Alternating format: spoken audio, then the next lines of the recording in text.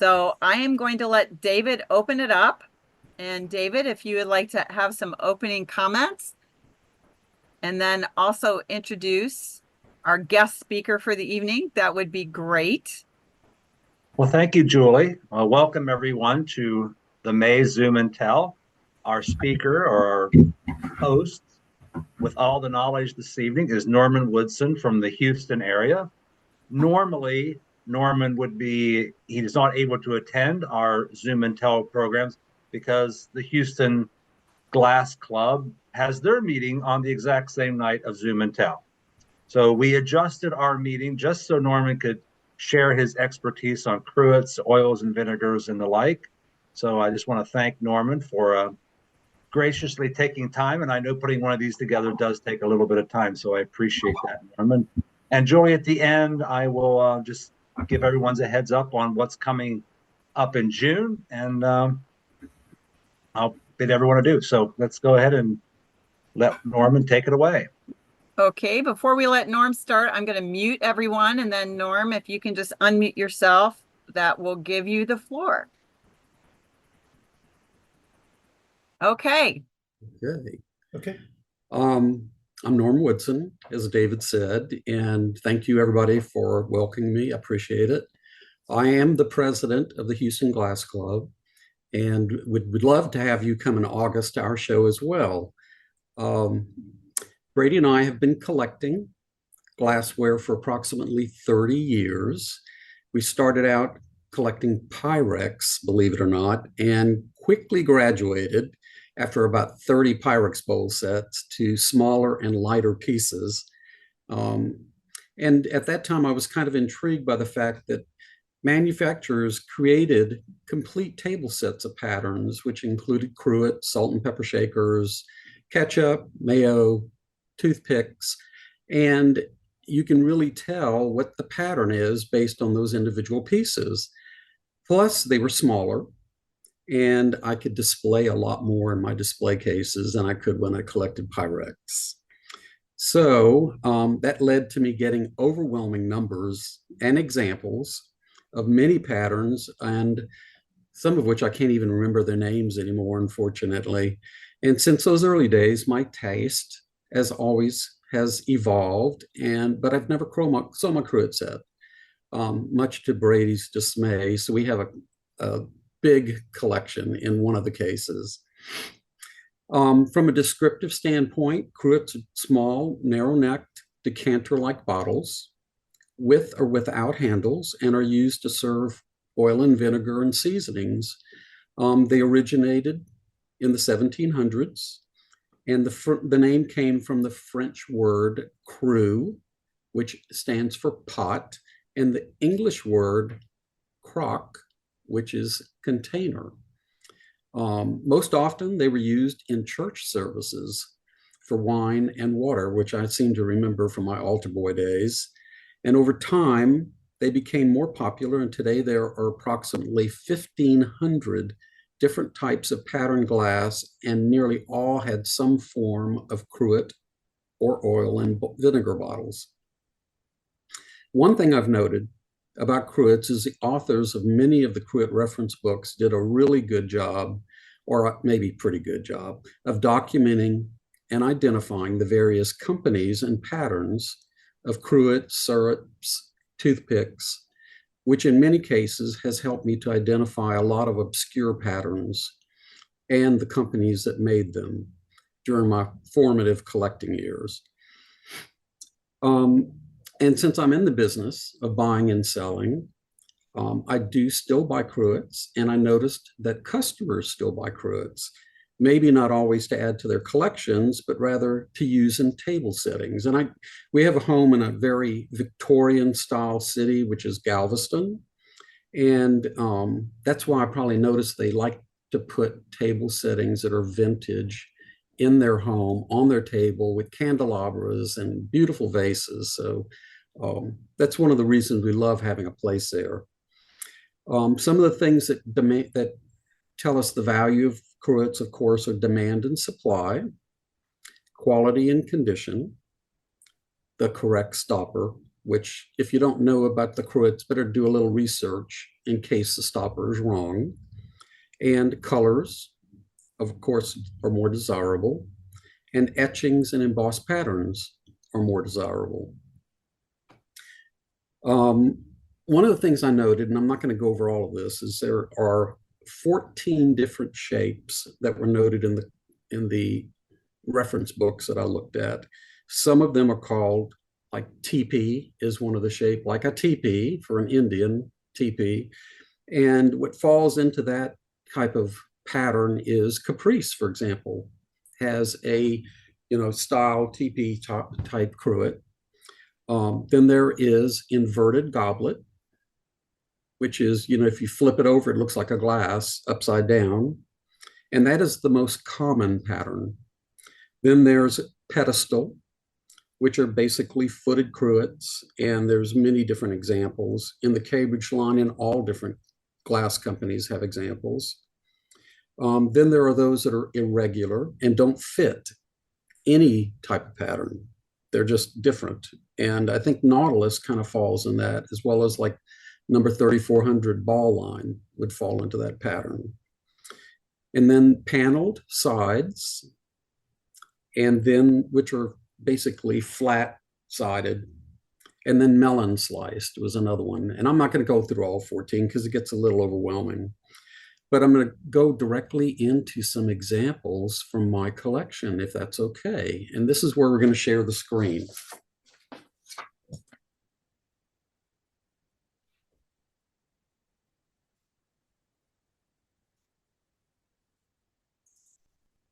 And Brady's doing it.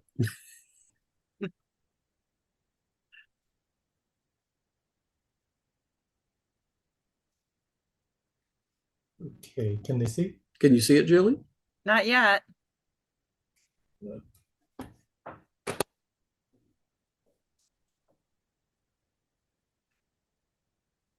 I can't see it yet. Let's see. Well, I have the expert working on it. Trying. The best laid plans.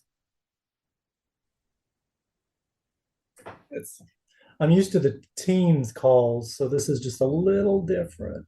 Let's see. Okay, if you go down to the bottom, there it is. Got it? Yes, thank you. Success. Should have asked her to begin with, Brady. And it's even bigger now. Okay. Take it away, Norm. Okay. I put a slight description on every one of these. So this is a good example of the small ball-shaped cruet. Probably one of the first examples we ever bought. And of course, practically everything we bought from Max Miller. So I remember buying this one. And it's basically a two-stage. So you would have vinegar in one and oil in the other. This one I just wanted to show because they got a little fancy here. They sold these, I guess, to any company that would put ormolu and sell them through their own, I guess, distributor. But I thought it was kind of neat the way they laid the ormolu over the handle, and it's unremovable. Here's another example. This is a little bit different in that it sits in an ormolu container. And if you look really closely, it's got apple blossom etch. It's going to be the gold crystal color, and it's going to have a perfume dauber in it. So instead of a cruet, they used the cruet and made it into a perfume, which I thought was a really nice example. These daubers are hard to find nowadays. Here's a little bit larger example, which is kind of hard to show, but it's a 3400 ebony 6 ounce. And I just thought I'd show it for the size. Then here's the Nautilus pattern. I'm sorry, not Nautilus, Caprice pattern with Alpine. And the tray actually has Alpine on it and the handle as well. Then here's the same in Moonlight Blue with the tray. Here I since David and I had discussed differences between Caprice and Nautilus, I wanted everybody to see the difference. And if you look at the panels on the Caprice Alpine, it goes all the way down, whereas on the Nautilus, there's a big circle in the middle where there is no outline or embossing. But y'all probably already knew that. This is a Caprice set, Moonlight Blue with salt and pepper on a tray. This is the Moonlight Blue. It's a little bit larger, 6 ounce, inverted goblet size. And then here is Caprice Moonlight Blue, and it's a little wider and definitely teepee style. Here we get into, I thought we should include these because in a sense they are cruets. The difference, the French dressing, instead of having individual cruets hold one oil and one vinegar, they actually combine the two into one bottle here. And just to make that point, if you look closely on this next screen, I showed where on the left, there's one with oil and vinegar written and a line underneath each to tell you how far to fill up the bottle. But on the right, I suppose the earlier Cambridge Cruets did not have that, I guess, kind of way to mix the two together or measure the ingredients. And this was a better close-up so you could see the line underneath it. This is another form of Cambridge. It's got the candlelight etch, and it's kind of I would say it was probably an inverted goblet style, but somebody may think something different. This is a decagon pattern. I don't have one of these with an etching or anything. I just had a plain amber one in my collection. Then here are 3 examples of what I think to be pristine, but they're all different and all are etched.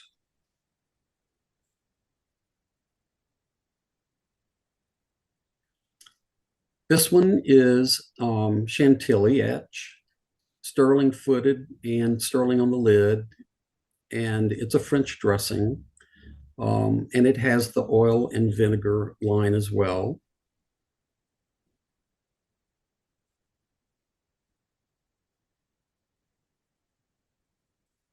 And I just had to show this one because it's such a great color. It's a Diane etched, a little bit, it's the bigger ball, not the small one. It's the 6 ounce and in Heather Bloom. Then this would be, instead of sterling footed, it's basically glass footed. It's a French dressing as well, and it has the same way to tell the ingredients.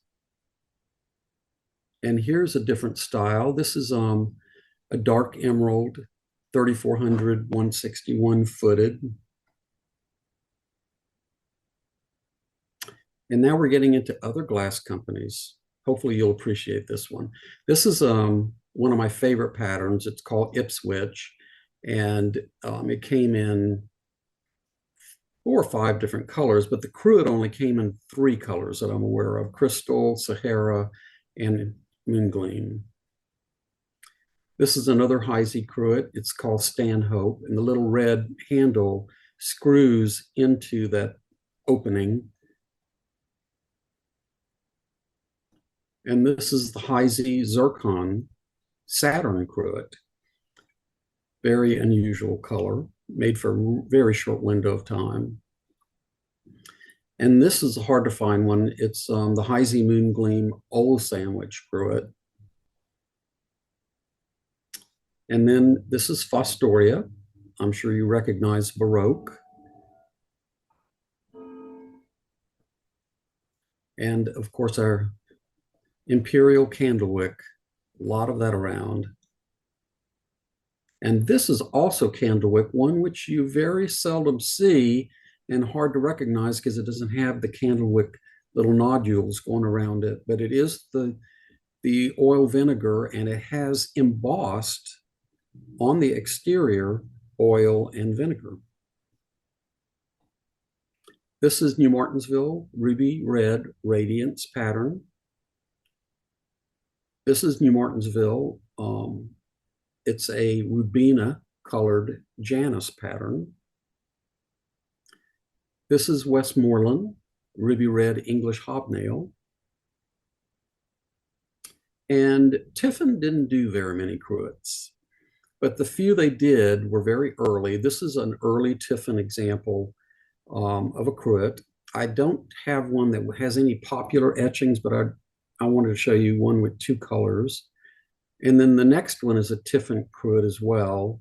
It looks just like a big bottle, but it's very small.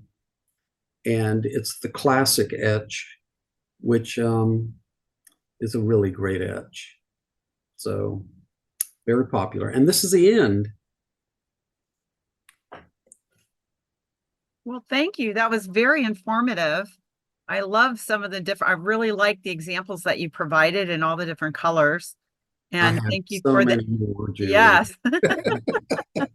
Don't we all? It was Don't we hard to all? pick them.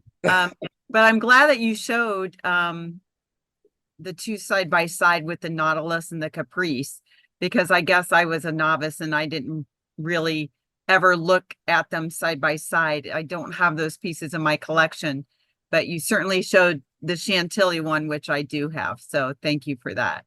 You're welcome. So is there any, does anyone have any questions that they'd like to ask right now? Julie, I've got one question for Norm, and it's back to what you were talking about, the Nautilus versus the Caprice. Norm, are those two the same size? Because I for accent pieces, I do the Nautilus Cruets to put, between other bigger pieces. But it's listed as 2.5 ounce in the catalogs, but the Caprice is listed as 3 ounce. Is the Caprice somewhat bigger? It doesn't seem to me to be that much difference in size. Okay.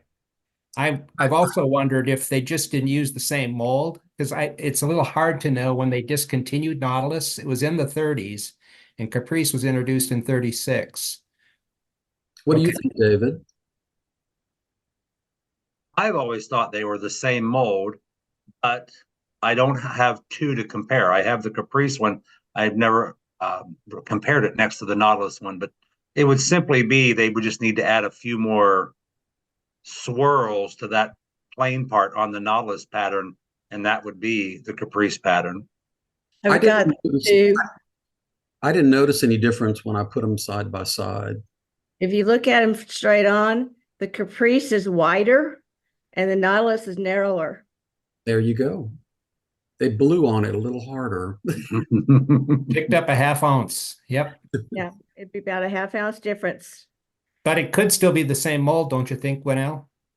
Very likely, or they revamped it because the base is basically a little more oval on the Nautilus. Oh, is it? Okay. They might have reworked the mold, or it could be a completely new mold then. Yeah, Well, it that's a has very more of good an oval shape to it. And that's a very good point. If it's more oval on the Nautilus, it wouldn't fit into that tray as easily as a circular foot would, because that's pretty standard, that tray. Norman, I had wanted a to make a question for comment. you. Oh, okay, go ahead, David. You referred to a lot of the bottles as being French dressing bottles. Mm-hmm. But yet it said vinegar and oil on the outside. Is that just a generic term of French dressing bottle, or is oil and vinegar go together to make French dressing? It does. Okay. Probably more than just oil and vinegar. Right. Okay. Right. Seasonings, whatever you wanted. I'm sure that something to thicken it up, or cream, anything you wanted to put in it. But you always left a little space at the top, I suppose, to shake it up. Right. That's true. Thank you. Well, I just wanted to Use my say book. is this is the first time is all the years that we've had those bottles, and I'm going to show a couple with the line underneath. I had no idea. It's the first time I've ever heard that's where you filled the oil to and the vinegar to. I did not know that. I'm fascinated by that. Now I'm looking at that. I thought that was just kind of part of the design. So it's good. It's good to know. Obviously, you've never made good Caesar's dressing. Well, not with these, I haven't. Okay. No, Any other? I got another one for Norm. So what's your favorite manufacturer? I mean, I have to admit, with the examples you showed, I thought maybe just as, pure attractiveness, maybe this wasn't Cambridge's brightest hour. This is a Cambridge group, but boy, those from Heisey look pretty special. They do. And I do have a lot more examples of Cambridge than I did Heisey, but the Heisey examples I do have are the rarer of them, and I do like them more. Yeah. And they're not in the Cruet collection. They're actually positioned with other unusual pieces. So, but I do like Cambridge, as you can tell. I wouldn't have all these. And I had so many more. I had melt glass Caprice and examples, and I just got overwhelmed. It's easy to do that. So do you have any, isn't there also a Cambridge ketchup as well? I think I've seen it on one piece or so. I don't remember seeing one, but that would be a nice piece to have. Well, they took some of the same cruets and just etched it ketchup instead of oil and vinegar. In fact, the same 1263 and 1261, they did that on both of those. You rarely see that. I've only seen it. Normally, they're almost all oil and vinegar. Mhm. Yeah, the ketchup bottles that I have seen with other manufacturers are taller and heavier, and the opening is a little wider, like American, or like the American pattern, I mean, or the Heisey Old Sandwich did a tall ketchup bottle as well, a narrow one, and they refer to it as ketchup. Okay. Are there any other questions for Norm? Okay. Hearing none, I think it's time for to see some other examples. So we'll start with Gwinnell, and we'll put Tim and Nancy on deck. Well, I already showed you that the ball Caprice. It does come on a tray. I won't show the set, but I'll show the tray.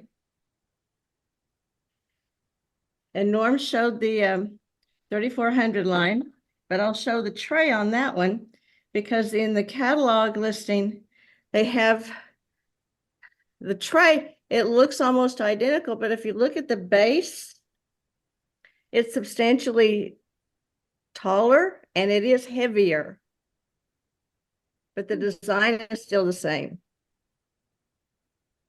So this is called a 3400, where this is a Caprice,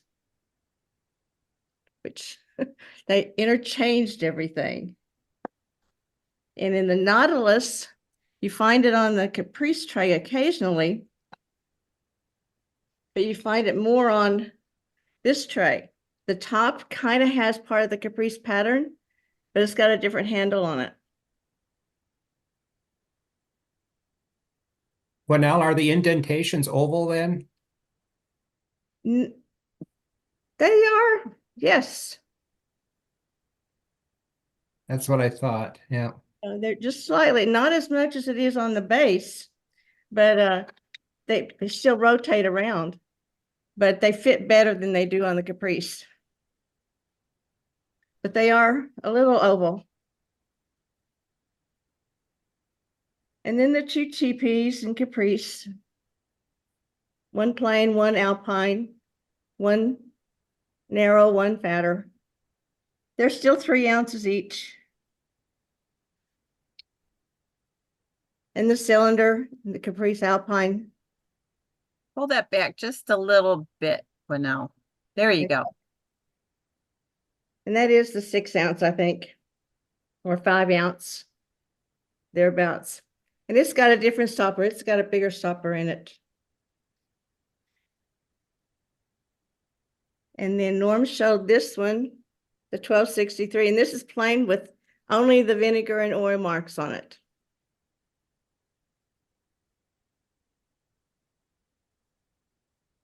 And that's it. Well, thank you. And I'm glad that you really, I didn't really realize, like you said before, one base was oval and the other one was round. So now I'm gonna have to look for that when I'm at Did you Cambridge. see it? Yes, I did, but it's interesting too that even the holders, I never really looked that close, I guess. So I guess I've been missing out and I've not been paying attention very well. Little details. So- Yes, but in what I collect, mine is mainly Chantilly and I don't really have those kind of salt and peppers, I guess, and the oils and vinegars. I saw the Cruets that Mhm. Norm had shown, which were the small ones, and I have those, but I don't seem to have the others. So thank you for sharing and enlightening me on that. I appreciate that very much.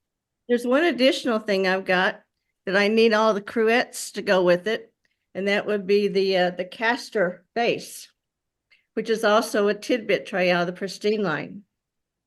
But they use it with the oil and vinegar and mustard and I think the salt and pepper. But it's the 2-piece.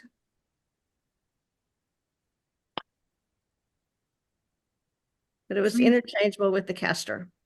Okay, very good. So on the castor, what were you said the salt and pepper and the oil and vinegar, what was the main design of those pieces? The pristine line. But I mean, was it short and squat, triangular? Norm had the cruets, kind of a partial ball, kind of a stretched out balloon ball kind of shape. Okay. I think I know which ones you're talking about. Okay. Well, thank you. And now we know what you'll be looking for at convention. Yes.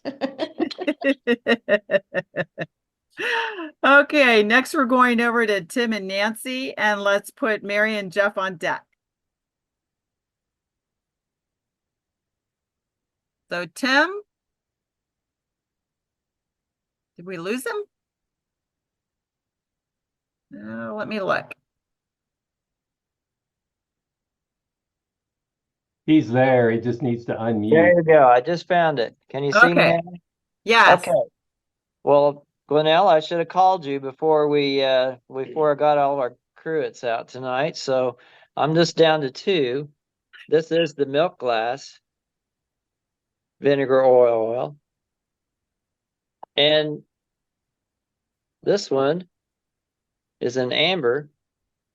And it does say oil and vinegar. And we did not know, and we're glad to see that there's a line on both of them, how much vinegar you put down here and how much oil it requires here. And this is Rosalie Etch. It's a really nice little piece. So the rest of them you've already shown. So that's it for me. Thank you. Yeah, thank you. Beautiful. I love that. I love that look. And it was also optic a little bit as well, Tim? Yes, it is. Yes, it is. Oh, very nice. Thank you. Okay, next we're going to move to Mary and Jeff, and we're going to put Jeannie and Freeman on deck. Okay, so we have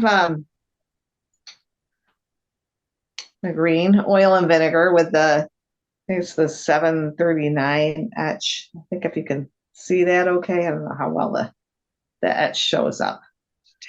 Still. There's that one. We do have actually we have a crystal Rosalie oil and vinegar like that that we use for making our dressing. And I usually measure it in a measuring cup when I'm doing a recipe, so I don't pay attention to how it ends up in the bottle if the lines are correct. But this is there's a plain green one here. But as I said, I use them all the time for dressing. This one, I was trying to look up the number and I couldn't find this in the catalog. But it's a nice little green bottle.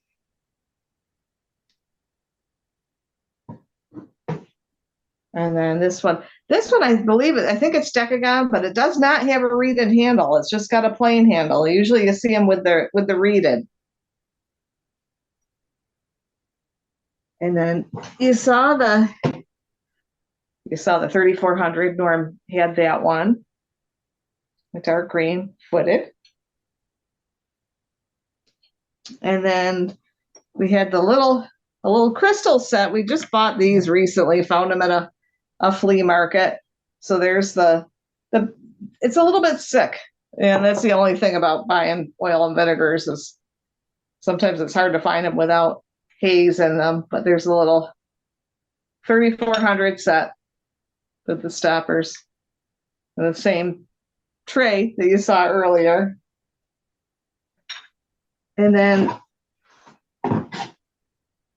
Farber set with the amber. And it's got the little cruets and then the salt and pepper shakers. 3400. You can see that okay. And then this was the last that we bought this actually last weekend.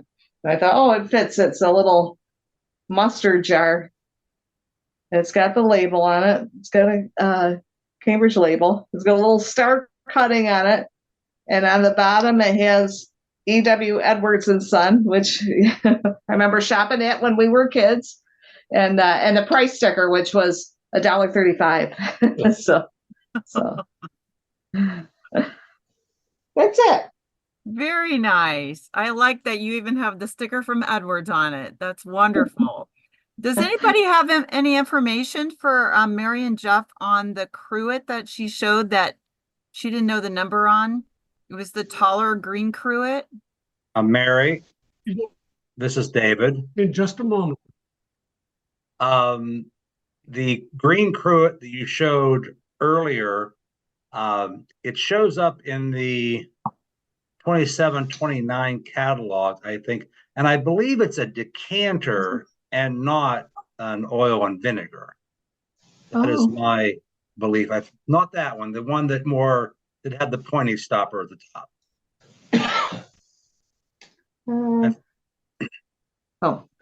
The first light emerald one you showed. Yes, I believe if you look in the catalog, and I believe it's a 3034 catalog, you'll see that on a tray with some cordials around it. So I believe that's a small decanter. So if you look up Cruet or oil and vinegar on a search on the website, it may not show for that. Oh, that makes sense. Yeah, I never thought about it as being a decanter. You know, you can't get much alcohol in something that's small, can you, David? Could you show it again? Could you show it again? Mary, can you show the item again? What happened here? I think we lost sound. Oh, Yeah. Yeah. did you get back, Mary? I'll send him a message.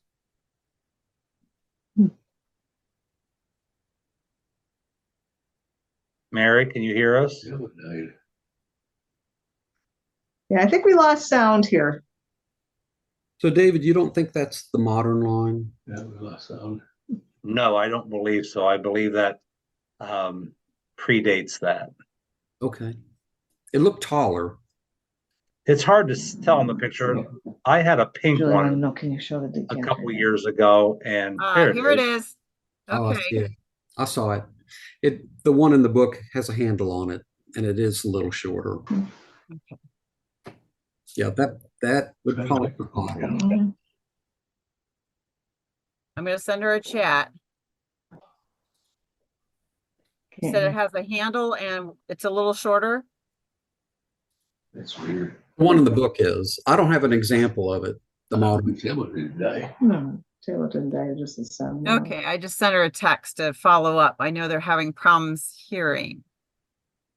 You're up now, and we'll put Freeman on deck. Okay. Well, the one I was going to show, Tim already showed. It's the amber one that has the vinegar on the bottom and the oil on the top, but no etching. So I went and got, since we're showing some other companies, I've got the Fostoria Mayfair Cruet. And this is a Fostoria salad dressing bottle with a lot of optic going on. And then the last one I have, you guys know I collect bud vases, and Tiffin Isabella bud vase is one of my favorites. And so I have the Tiffin Isabella salad dressing bottle. It's got a ship on there. Beautiful etching. And that's it. Oh, well, thank you. I noticed also on the stopper, when you tip that down, it had a star pattern at the top, which is very nice. Not so plain looking. Yeah, it does. Yes. And it's also cut around the edge too. Ooh, yes, thank And you. then where it doesn't have the etching, it does have the oil and vinegar on the plain side.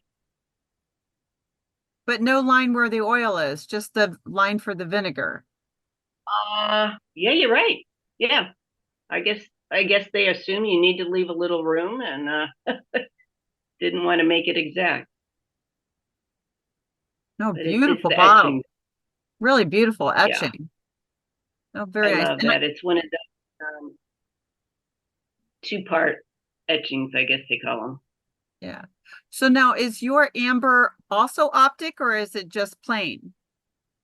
No, it's optic. Okay. Yeah, I didn't notice it the first time. Yeah, it's got a lot of optic. Okay. Well, thank you for sharing that. And it's always great to show the different manufacturers. I like it because we see the little subtle differences in the patterns, but very, very interesting pieces. So thank you so much for sharing with us, Wendy, and joining us. We know it's a little earlier out there. I do have a ketchup bottle somewhere, but I can't find it right now. So it does say ketchup on it. Okay. Thank you very much. Oh, who did I have there? I lost my spot. David, was it you? No, Or it's no, me. Left. I'm sorry, Yeah. Left. Yeah. Well, Norm, I don't want to hurt your feelings, but I'm not a big Cruet oil or vinegar collector. I do, those of you who've seen my collection, I love to have accent pieces in between the big pieces. So I do the Nautilus little pieces, the oils and vinegar. And Norm showed one of these in Carmen, I think, in a photo. This is one, not in a photo. And I did some research on these, especially comparing with the Caprice. And I searched the crystal balls, and there was a comment or a question. And it actually, Sue Cameron, it was from you a number of years ago in the crystal ball about the fact that the Nautilus stopper for this oil and Cruet is also the same stopper that's used for the Caprice ones. So kind of interesting, when they introduced Caprice in 1936, they used the same stopper, the Nautilus stopper, for the Caprice line. The other one of these that I have that's pretty hard to find is in Crown Tuscan. And yeah, I love Nautilus Crown Tuscan. It's really hard to find. They didn't make Nautilus for a very long period of time to begin with, and then to get it in Nautilus besides. So I do have the holder, I have the salt and peppers, and a few other pieces in the Nautilus, but it's really a cute accent piece, I think, to slip between other pieces. So again, those of us that are into how we display our glass. And then I ran and got one last piece to kind of tie in with the previous discussion, and that's this Carnival. It's often talked about as a clone.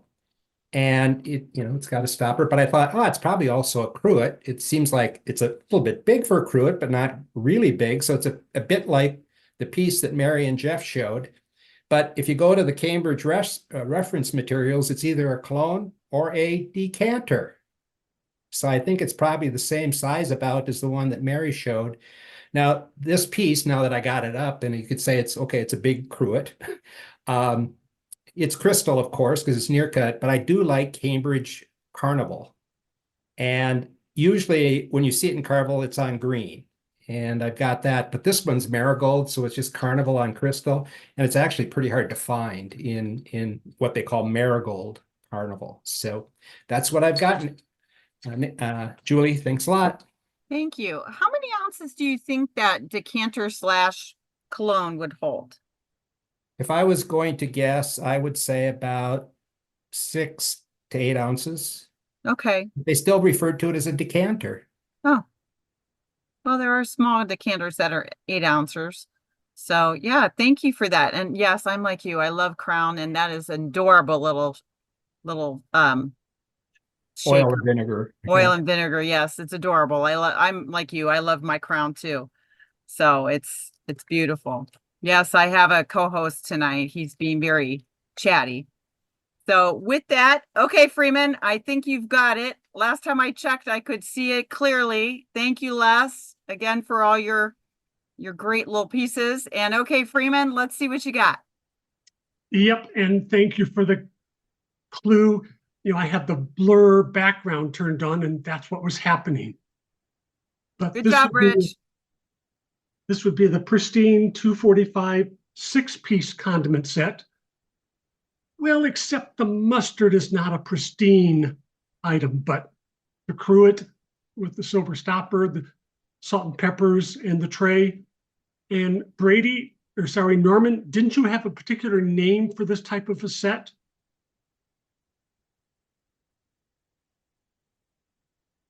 Condiment. I thought you called it a crock. Well, there's lots of crocks on it. But And as I then- said, I'm sure it would be called a condiment set. Yeah. And I also have in near cut, and this is an interesting set in that we have the oil and vinegar, shaker, and perhaps a syrup, but they're all marked on the bottom near cut. So that's a neat set. And then back to, done with that. Freeman, which line is that? Which near cut line is that? I think it's the buzzsaw line. It's hard to tell. You know, Yeah, I think you're right. Yeah. the buzzsaw is right there in the center, but I was looking just to be sure, and I wasn't positive on that. What piece is that has the cap on that? What do they call that? I think that would be like a small syrup. Okay. And then this is similar to, I think, what Mary showed early. This would be the number 197, 6-ounce oil. It does have 2 styles of stoppers, of which I don't have either. One style would be sort of the, let's say, the prism type approach, or the other stopper would be more the flat mushroom one. But these have a nice silver overlay pattern to them. And as David pointed out, these are with the twisted rope handle. They show up in the 27 catalog. And I had a really hard time finding my Mount Vernon Cruets because there's none. But I did find some more near cut ones.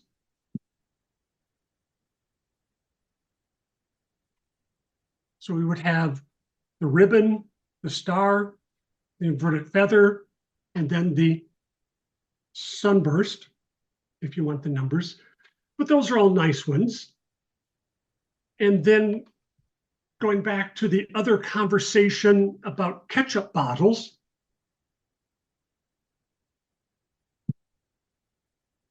there's ketchup. Chili. And since this is Texas, there's chili. And then just the generic sauce. So it's really a challenge to find other than the oil and vinegars. So ketchup is probably easy to find, but I've only seen the one chili one and I grabbed it when I found it. So that's what we've got in terms of oil bottles. Oh, I love it. Chili and sauce and ketchup. I thought they were all on that particular shape. So thank you for sharing those. I really appreciate that. And also in the shapes of all the different ones and the cut lines. I know that I have some Fernland and I believe it's the short, kind of the ball bottom with the little stopper at the top. So thank you for sharing all those, Freeman. Yeah, and the way Norman was describing it, like the inverted ribbon on the left is more of the teepee approach. And I forget what he called the inverted feather, which is just a straight one. And then the other two styles. So yeah, different shapes. I'm done. Wendy has something. Oh, I muted you, Wendy. You have to unmute yourself. Oh, okay. Freeman, do you know who made the chili ketchup and sauce bottles? I really do believe they are Cambridge. Oh. The etchings do show up in the etchings. The etchings are in the etchings book. The etchings of just ketchup, chili, and sauce? That's correct. Oh, okay. All right. Thank you. But you have to come to Texas to get the chili.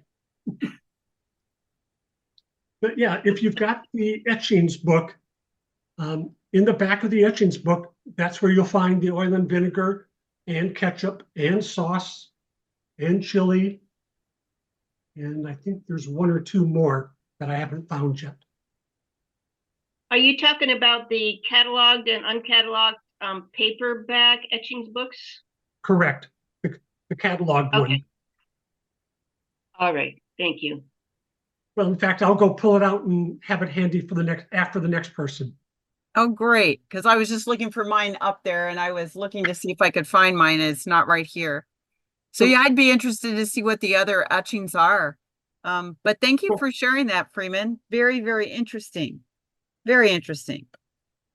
Okay, next, I lost my place a little bit because we were back and forth. So let's go to David and we'll put Jack on deck. Thank you, Julie.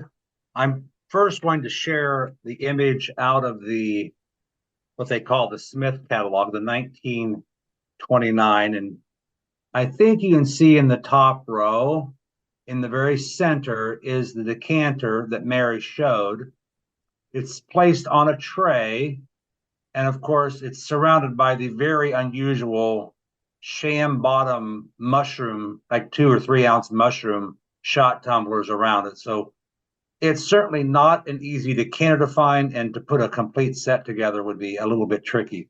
It's just listed as the number 10. Oftentimes in the earlier catalogs, they didn't have as many numbers to describe. But of course, if you search on the MVSG website, the database for 10, probably several things will come up, but one of them should be that decanter set right there. Going back to Gwinnell was showing the differences in the heights of the Caprice trays. It was my understanding, which could be wrong, that the tray for the salt and pepper shaker had a different base on it compared to the size of the base on the tray for the oil and vinegar. That may be folklore, but you can look in a catalog to see, like an original catalog with the original photo in it, if the base heights are different, one for the oil and vinegar and one for the salt and pepper. So that's my little tidbit. I really don't like this new version of Zoom where I'm going to watch Julie as I talk. It's really kind of unique. Well, I don't have a lot of Cruets in my collection either, so I'm going to focus on a different aspect of the Cruets that we've seen 2 and 3 times this evening.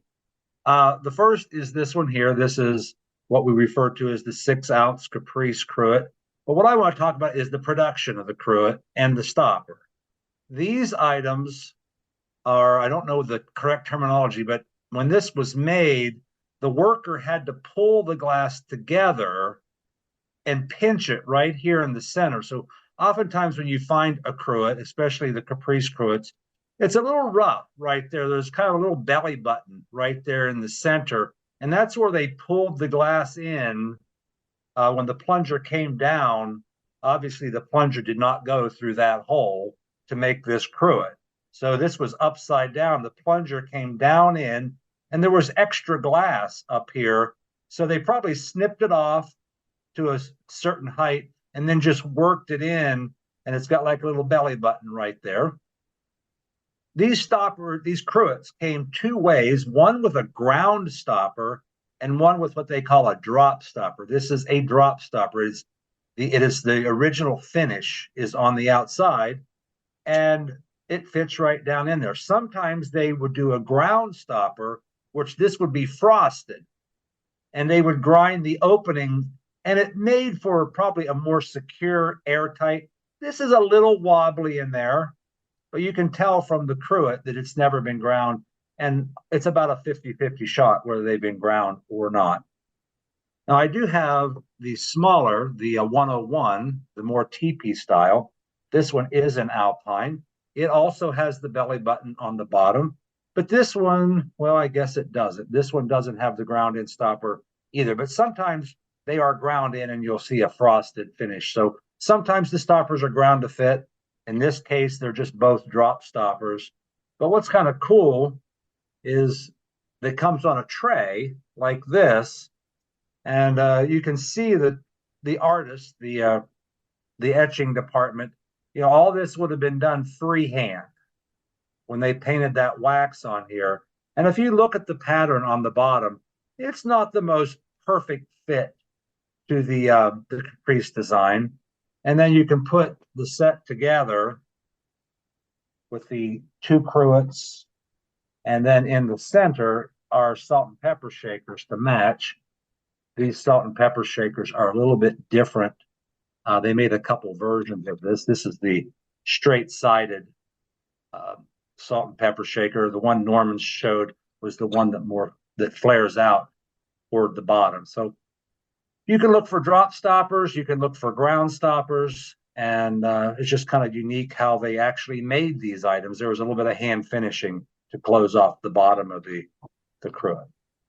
All right, Julie, that's all I've got. David, you had a nice description, but I think they call it a pontal instead of a belly button. Well, it could be. Yeah, right. You could call that a pontal. You're exactly right. Yeah, but now you know we're all going to call it the belly button. So, because we'll remember that. Yes, there you go. It looks like a belly button. Yeah, thank you, David. And thanks for showing. I mean, I think a lot of people forget that the stoppers are quite unique sometimes. And you're exactly right. So like in the area of science, everything was ground because you needed to keep it airtight so there was no evaporation. And so typically in like ground glassware and let's say if you were using alcohol or the items that were made in the science catalog, they were always quite ground stoppers to, again, be very airtight and not allow any air to get into that. But I would also think that they would do that on the oils for the reason that oils can somewhat become rancid over time. Or if you were going to shake it, obviously you didn't need the oil coming out of the bottle because it wasn't very, very tight. So thank you for sharing that, because we kind of forget about those little nuances that make the difference between a really good quality piece of glass and maybe something that was not as thought out as well, perhaps. So thank you for sharing that. Yeah, that's a good point, Julie. I guess since mine is the drop stopper, you would have to be a little bit careful shaking this because it could easily come out around the edge because it doesn't fit perfectly snug. Right, right. Well, trust me, it's from experience. When you didn't have those stoppers tight in the lab and you were shaking stuff, you sometimes got a few things on you didn't want. So I appreciate that. So we'll go over now to Jack, please. Okay, thank you, Julie. I'm gonna let me see if I can get a few things up here. Yeah. Um, I'm surprised Freeman, all the near cut ones he showed, he didn't show this one. I know he has. It's not a difficult one to find, but this is part of our near cut daisy collection. So, and that's what this was, the Cruet that was in that line. This was 1912 to 1916, 1917, sometime in that era. So, but these are pretty easy to find. So, but it was the one Cruet that they had in their deal. I'm going to kind of go in a little chronological order, but this is the number 619 three-piece oil and vinegar set in Peach Blow. So this is in the 27 catalog, although it was also into the 30s too. It must have been a pretty popular one because they sold this quite a bit. I'll turn it so you can see it's got that kind of handle. This also has a very beautiful cutting. The tray was cut. Each of the cruets were cut. This was really, really nicely done. Very, very high quality stuff they did on this one. So this was a favorite of ours. I'm also going to dig out the 3400 line and talk about this just a real quick second. This is, of course, these are out of our Elaine collection. This is a 3496. And you notice the tray is a little different. This was actually, there were two trays that they used. The one that you've seen tonight that was kind of more similar to the Caprice tray handle. But this was the original one that it came on with in the 3034 catalog. I'm not sure when they used that other tray. They're both trays you see used with these. So the other thing I wanted to point out is that, man, get these a little closer. This set here, both of these are optic, and you can find them both optic and non-optic. In fact, here is the perfume, of course, using the same thing, and it is non-optic. So the other thing that's interesting, I think, and I don't know if you can see these, the way the handles were done differently. The one that Norm showed, I think it was with a forest green one, I'm not sure, but the handle on his perfume actually didn't even go to the neck. It came right to the base. There's a popular conjecture around that was only done for perfumes. I don't know if that's true or not, other than I have seen many, many perfumes that look like this, where the handle was attached to the neck. So I don't necessarily subscribe to that, but many people do. So, okay. I still think it's cool that I learned tonight that line on the oil and vinegar was where you, I had never heard that before on all these years. So these are our Elaine, these are the 1263s. Both oil and vinegar. And why I have two of them up here is this one is optic and this one is not. And we've seen some tonight that are optic. We saw an Amber Rosalie one. In general, what I think we found is the earlier ones were made. By the way, this blank is found in the Cambridge line as early as 1919. They called it a different number. It was actually like a 2273 or something. And then in the 27 catalog, I believe, or maybe even the 21, they came up with the 1263 number, but it's the same blank. But anyway, the earlier ones you find optic, particularly the early etches like Rosalie, like we saw tonight, Cleo, Lorna and Gloria as well, particularly on the colored blanks. Lucky to find an Elaine one because Elaine came out in 33, but I don't know that there necessarily was consistent that way. So that's more of a kind of a general statement that just the earlier ones were optic. So you may be able to find them both ways, but I was lucky because most of the Elaine ones you see are non-optic and you don't see them very often, but the few that I have seen. So I was really excited to find an optic one. Okay, I gotta put up this blank in Elaine too. And I wanted to show this one because I think somebody had, I forgot, maybe if it was Norm, showed the sterling silver base. Of course, that's the same blank as this one, and they just didn't attach the foot to it. And this was done by Sheffield. So Cambridge sold these to the Sheffield company. They attached the foot, they put the silver on the top. This particular one is etched, or excuse me, is engraved King Edward. But it still has the oil and vinegar on there. It's maybe hard to see, but there's the oil and there's the vinegar. Does it have the lines on there? No, it does not. No line. So I hope that wasn't something that just dropped. But oh, that was a pen. Good. That wasn't glass. And I think sometimes, Jack, you can. What's that? Sometimes you can see that silver base is a little bit different. So I know Sheffield primarily made the ones for Chantilly and King Edward, but I think I've seen one other silver one that it seemed it was not from the Sheffield company, because on that one, if you put it back up, you see the little detailing on the rim at the bottom. This is stamped Sheffield on it. Yeah. So, Okay. yeah. So see how you see the little on the bottom.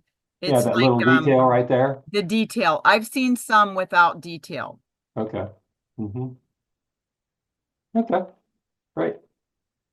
The last thing I wanted to show were these two, and we've shown the 3400 one, which is this one, and it's non-optic. And what Cambridge did with so many other things, this is the exact same blank. They made it optic and they put it into 3900 line. And they did that a number of pieces. Of course, they didn't have to make a whole new mold. This was late 40s, and, you know, declining sale, money was tight. So a lot of pieces, they would just make optic and change it and put it in the 3900 line. And the Cruet was one of them that they did that with. So anyway, same thing. And that's all I got. Thank you, Julie. All right. Thanks, Jack. And thanks for also explaining the 34 those two different Cruets at the end, and the third making it optic and non-optic, because certainly I don't think we always pay attention. But I want to kind of go back to something. You showed the tray on the pink set, and I think it's often lost that even they carried the motif into the tray. And so we saw it with David's example with looking at the caprice and how the caprice was carried into the tray. And we see it here too in the design, in that it's carried into the tray. And I think sometimes, you know, we don't look at the trays, we look at the oils and vinegars, but you know, the trays in themselves are often very decorative and are their own pieces and works of art. So I think that's kind of cool. Yeah. Okay. All right. So Freeman, what do you have for us on the other bottles and their potential etches? Well, like I said, it's in the etchings book. And at the back, you'll find chili, jam, jelly, ketchup, marmalade, mustard, sauce. So that's everybody's work, is to go find them.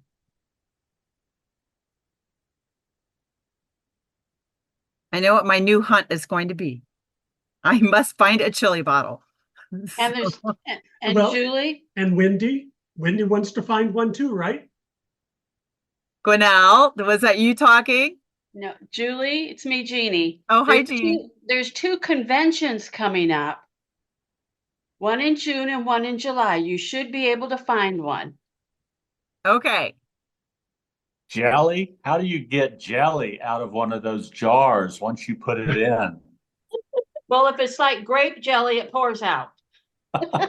And back then they didn't have a lot of pectin.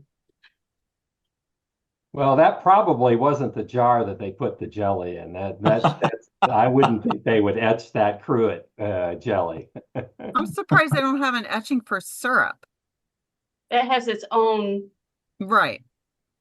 Yeah. Well, it's different shaped and it's got Yeah. the lid and everything, but I'm kind of surprised they just didn't say syrup. Mhm. And did you notice that on the oil and vinegar etching, they did have the line shown in the catalog? Yep. I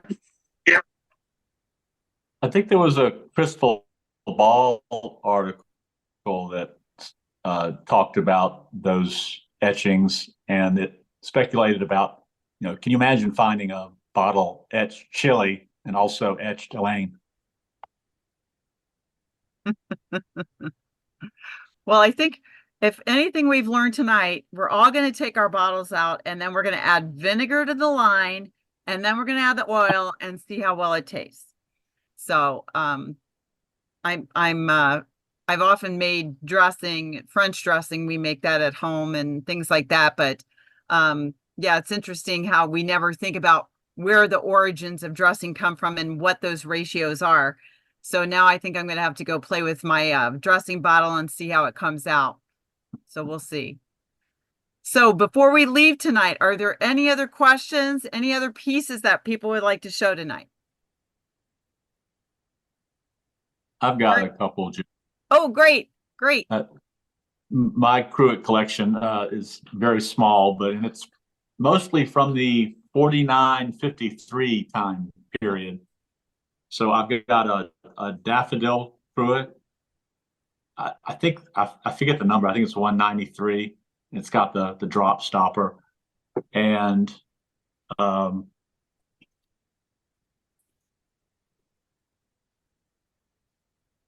problem. Magnolia, and Rosalind. This one's a little different than the one was in the catalog. I don't see a lot of Rosalind for sale, but it seems like I've seen this piece of Rosalind more often than I've seen just about any other piece of Rosalind for sale because of the Cruet. Yeah. And then the last item I have is just Granted, there was a restaurant. The Rose Point oil and vinegar. It's a pretty nice piece to find, but fairly common. With it has the line under each of the names. That's all. Oh, thank you. And I think now, I mean, there's so many things that I think those bottles could be used for now that we see all the new essential oils and everything coming out, that I think there's a brand new use for a lot of these pieces of glass that we didn't really think about. So I really like that was a little bit different shape on the Rosalind. You had the two original ones that just had the drop stopper, and that one was a little more flare to basically the opening. So that was, even though they were the same similar size, it's kind of nice to see those comparisons side by side, Greg. So appreciate that. Yeah. Okay. Was there ever a Cambridge cookbook? I have a question in the chat box. Does anybody know if there was ever a Cambridge cookbook? Factory cookbook? I don't know. I think that's probably a question for maybe Cindy and Lindy. We'll check on that, Kathleen. That's a good question. Julie? Yes. Talking about the trays, and I showed the Nautilus tray with kind of whatever kind of handle it is, and it was real similar to the Caprice, so I put them side by side. If you look at the base, it's definitely a different pattern around the edges, and the Caprice one is larger. So the mold was definitely redesigned or a brand new mold.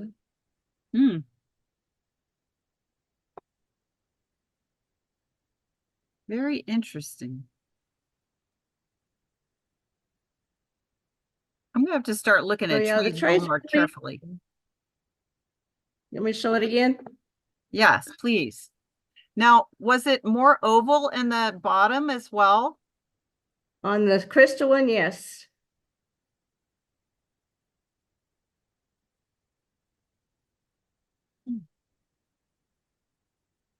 Are the handle, you said the handles are a little bit different in size as well too, right, Gwinnell? Height-wise? Handles are about the same height. Okay. But the base is definitely wider on the Caprice, or longer. than the Nautilus.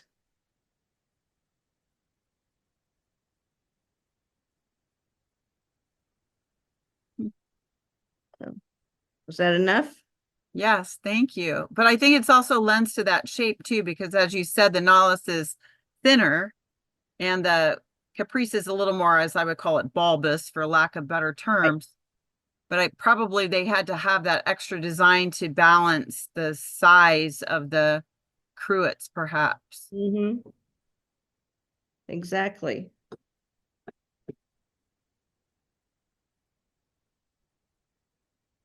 Okay, is there any more questions or comments before we turn it back to David? Hearing none, David, I'm going to let you take it away.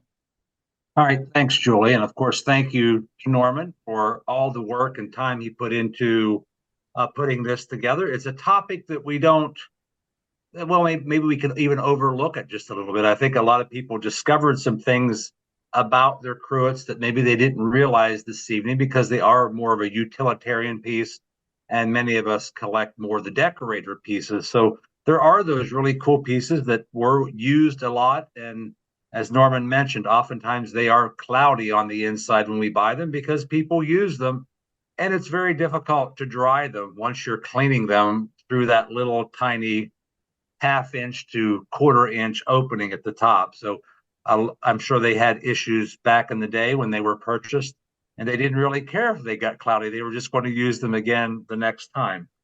So thanks again, Norman, for all that work and for your support staff there in Galveston that helped you get through this evening. Next month in June, it's convention month. And I know Julie put a plug in earlier before we started about convention. It's going to be great. We've got an awesome theme. We've got a glass showroom full of dealers this year. We are sold out as far as the dealer space is concerned. So it'll be a full room for buyers, a full room of glass for buyers when they enter the showroom. But we are going to have a Zoom and Tell in June, and it is on June the 11th. So mark your calendars for June 11th. And Jack Thompson is going to lead a program on candy boxes. Jack, I'm not sure if I asked you this. I may have said it, but didn't confirm. Are you going to be incorporating the candy containers as well, or are these just going to be candy boxes? If I thought about that. I certainly can. You talking referring the candy containers that were in the early 1900s catalog, that one page? Yes. Yeah, certainly. Yes, we'll include that. Okay. All right. Well, I just didn't want people to be digging around for little cars and trucks and elephants and stuff like that if they didn't need to be. So we'll include both candy boxes. And I think Jack's going to point out that the candy boxes are one of the pieces that Cambridge decorated heavily. They played around with certain pieces, some of the 1242 vases, the 3400 ball jugs, where they really decorated them up nicely. So I'm sure we're going to see some awesome candy boxes with etchings and enamel decorations and silver overlays. It should be a great program, and Jack's going to have a lot of wonderful information to share. And he'll show us how to put candy into our candy boxes. So look forward to that in June. And July, we had it earlier this year. Jonathan Furman had to back out, and Jonathan Furman is back on the agenda for July, looking at compotes and comports. So gives you a couple months to look forward to those two programs. So Julie, that's all I have this evening, and I will look forward to seeing everyone at convention, and if not, at the Zoom and Tell in June. Our next Zoom and Tell meeting. And we again want everyone to share their glass so that we can enjoy all the beautiful pieces that we find throughout our travels, and really just down the street of our local antiques malls or even the local garage sale. So with that, I'm going to close for the evening, and thank you all. Again, thank you so much, Norm, and also your assistant.